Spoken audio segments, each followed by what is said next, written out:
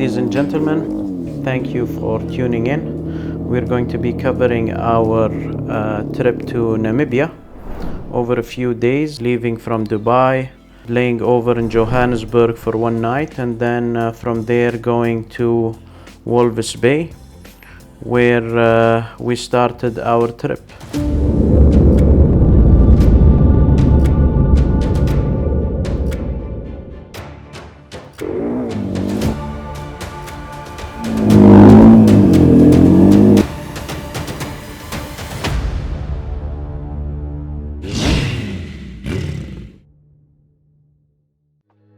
We start obviously from Dubai International Airport, where all of us met, and then from there headed towards Johannesburg. It was approximately, if I'm not mistaken, a 9-hour flight.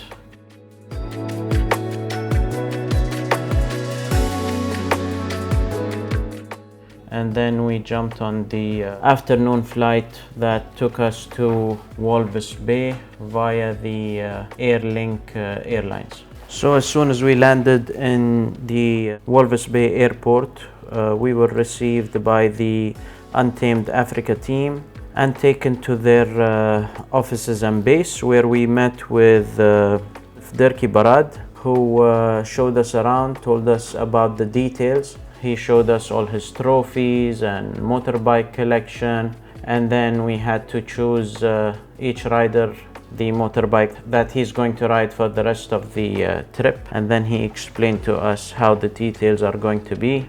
His father, Mr. Barad, is going to be in the support car behind us, carrying all our luggage, an extra motorbike, spares of everything. And then we went to a hotel where we spent the night. It's a nice hotel where we started setting up our gear and equipment. As you can see in those boxes, each rider had one box, so we had to limit our gear for the 6 days and nights of riding into that box, because logistic-wise, it's not easy to carry all our luggage with us. So we had to choose exactly what we want, and each rider had his own box.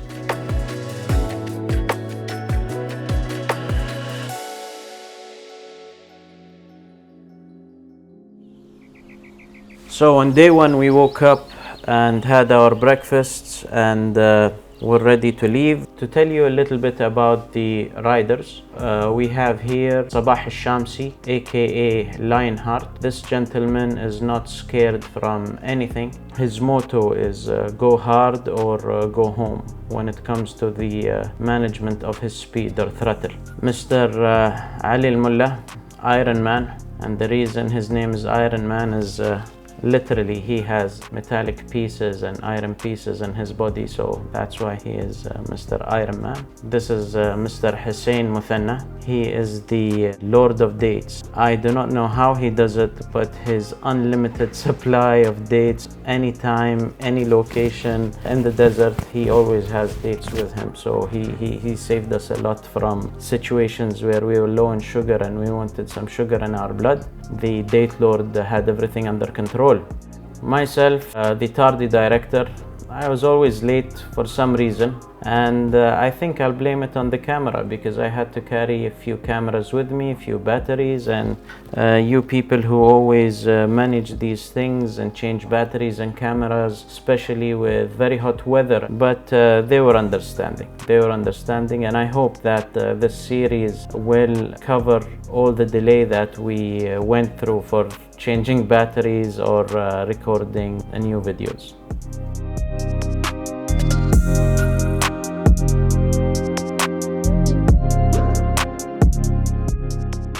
So over here you can see we're going to start in the Dunes area, which is really not very far from the airport or the downtown of the Walvis Bay city.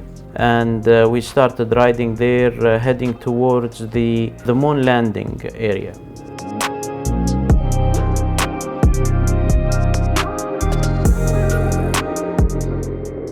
The dune ride was very surprisingly hard compared to riding dunes in the UAE. Their terrain is completely different, their sand behavior is different, and the way to ride there is also different. Over here in the UAE, we learn to ride standing up even on sand dunes.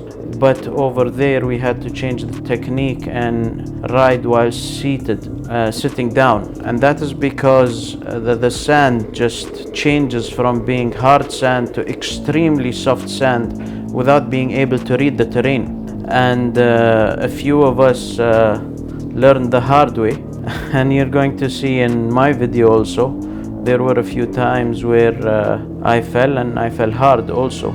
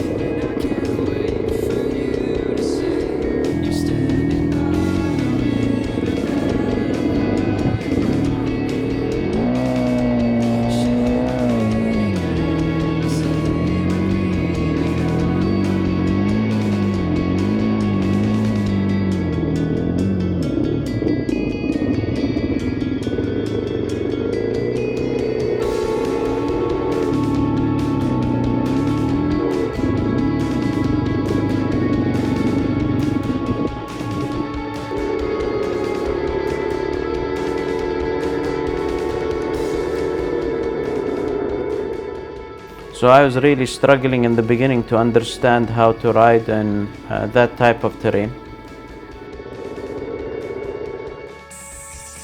So I was riding up the ledge, I wanted to cross it, and then immediately just became soft sand. And then I got stuck and I had to go down and come and try again.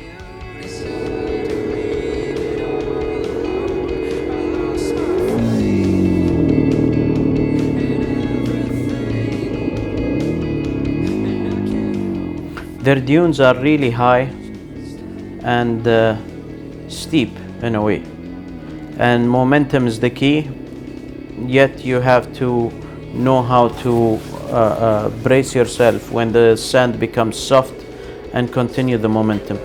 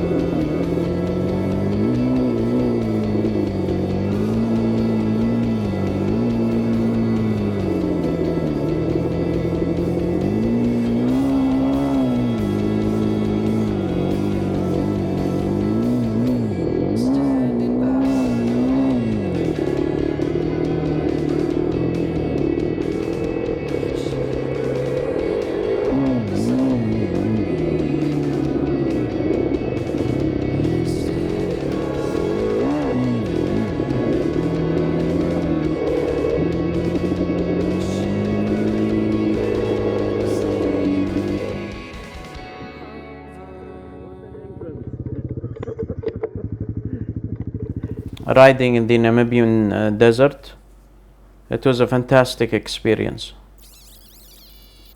It looks through the camera that it's hot, but to be honest, it wasn't hot at all. It was rather pleasant. The camera does not show clearly, but the edges over here are very steep from both sides.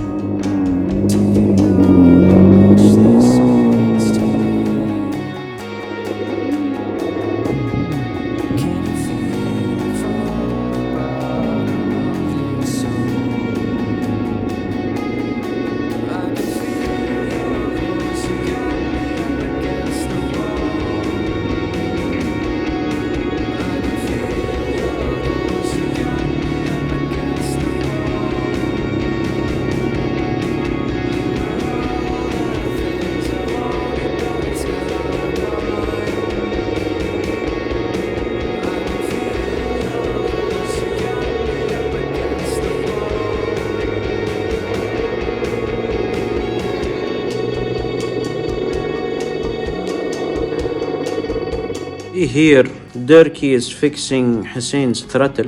Due to the fact that the sand is very soft, the throttles, when I say throttles, I'm talking about all the bikes that fell, gets jammed due to the soft sand.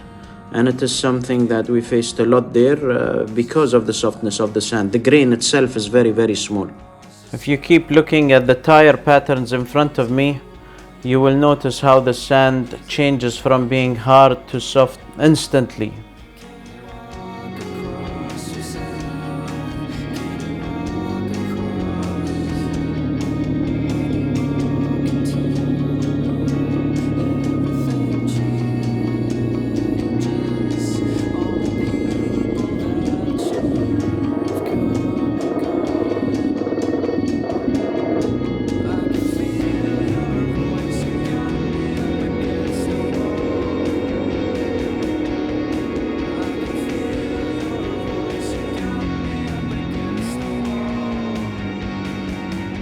So as soon as you get the hang of riding the Namibian desert and you understand how you should be ready all the time for the different changing terrain, it really is demanding because you always have to be alert whenever the sand is going to get soft, and you make sure to maneuver that area without slowing down to keep the momentum, yet you want to make sure that you're at the right speed not to hurt yourself if you ever fell down. But staying at that level takes a lot of toll on the body to manage your riding technique, and that obviously will get you tired after doing it for a long period. And this is what happened to me. Just tackling with the soft sand over and over, and making sure to cross this terrain without injuring myself. You will see here that that's it. The body gives in and you fall.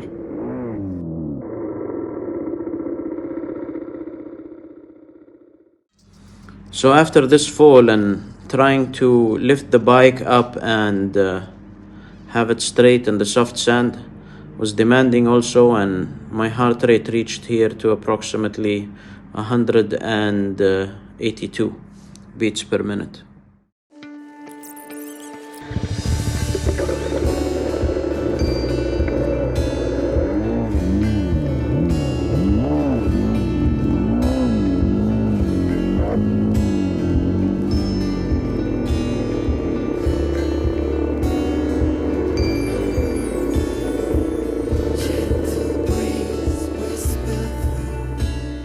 Don't get me wrong, I enjoyed every second of riding the Namibian dunes.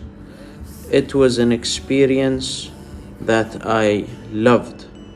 You know, it's one of those love-hate relationships. In the beginning you hate it and then you end up enjoying it. And we stopped here for a break where Mr. Barad was waiting for us. And as you can see, the view over here is just something spectacular. You have the beach behind us and the desert in front of us, and it was just one of those moments where you just stop there and take it all in.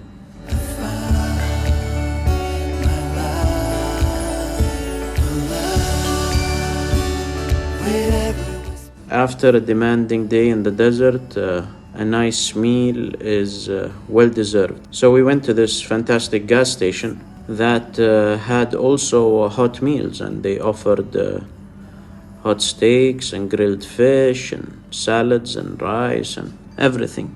So after our good meal, we refueled and we went back to the desert again, and we did some riding and enjoyed the remaining of the day with the remaining of the energy that we still had in us. And let me tell you, it was fading away fast.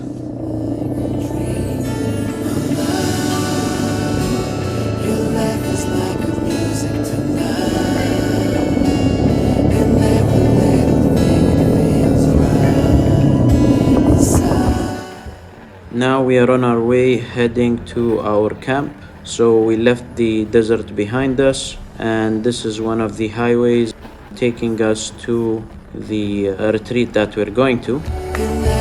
And then we reached to the moon landing area, and we had to stop there and take some pictures. Look at this beautiful place. It is something out of this world.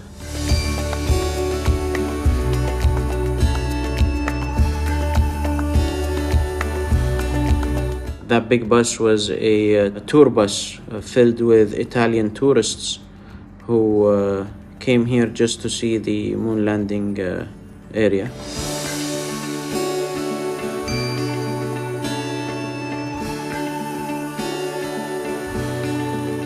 And then from there we reached to Goanikontes Oasis Rest Camp. I hope I'm pronouncing it right. So this retreat that we reached to is owned and managed by Dirkie and his parents, and let me tell you, it's one of the best retreats that I have ever been to. It is just very cozy, comfortable and homey, and the welcoming was really fantastic. Dirkie's contact details and the website, all these details obviously you'll find it in the comment section, and I highly recommend doing this trip. So this picture is after concluding our trip, and you can see from here my Garmin watch said I have reached a new maximum heart rate. This was the welcome that they had prepared for us. Dirk is always joking, so I don't know if they really prepared this for us or they had this as an event happening there. This is our two-bedroom villa. I was sharing this room with Hussein, and the other room Ali and Sabah. Beautiful, simply beautiful. So we had our motorbikes here, and then Dirkie did not waste any time and immediately started servicing all the bikes, making sure they are ready for tomorrow. So Dirkie, what did you just do? Well, we serviced all the bikes, and then there was, on every bike I had to fix the hand guards because it was front flip. What is today? Front flip Saturday. That's why we don't put hand guards on our bikes back home. Yeah. Okay, buddy. It's a beautiful farm. It's a beautiful rest area. Honestly, it's nothing that we expected to find in the Namibian desert. And when we reached there were so many families and kids.